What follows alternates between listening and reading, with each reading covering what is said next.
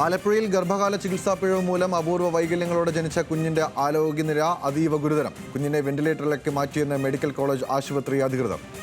വിവരങ്ങളുമായി ആലപ്പുഴയിൽ നിന്നും മനീഷ് ഐഷ മാത്യു ചേരുന്നുണ്ട്. മനീഷ്, ഈ കുഞ്ഞിന് മതിയായ ചികിത്സ ലഭിക്കുന്നില്ല എന്നുള്ള ആരോപണങ്ങളൊക്കെ നിലനിന്നിരുന്നു. ആ ഘട്ടത്തിലാണ് ഇപ്പോൾ കുഞ്ഞിനെ ഗുരുതരമായ സ്ഥിതിയിൽ വെന്റിലേറ്ററിലേക്ക് മാറ്റിയെന്ന വാർത്ത പുറത്തു വരുന്നത്. എന്താണ് വിശദാംശങ്ങൾ? ഗൗതം, കഴിഞ്ഞ വർഷം നവംബറോടുകൂടിയാണ് അപൂർവ വൈകല്യങ്ങളോടുകൂടി നവജാത ശിശുവിന് ജനിക്കുന്നത്.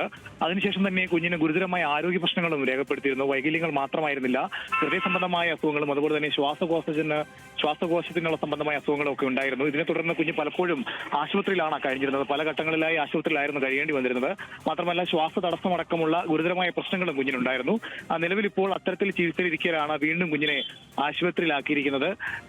ആശുപത്രിയിൽ നിലവിൽ ഇപ്പോൾ കുഞ്ഞിനെ വെന്റിലേറ്ററിലേക്ക് മാറ്റിയിട്ടുണ്ട് എന്നുള്ളതാണ് അറിയാൻ കഴിഞ്ഞിരിക്കുന്നത്.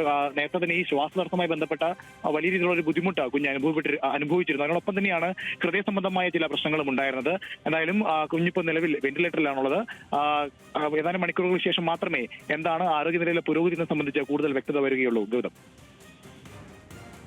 ഇപ്പോൾ ഈ കുട്ടിയെ ആശുപത്രിയിലേക്ക് മാറ്റിയിട്ടുണ്ട്. ഗുരുതരാവസ്ഥയിലാണ് എന്നാണ് നമുക്ക് മനസ്സിലാക്കാൻ സാധിക്കുന്നത്. വിവരങ്ങൾ നൽകുകയായിരുന്നു ആലപ്പുഴയിൽ നിന്നും മനീഷ് ഐഷ മാത്യു.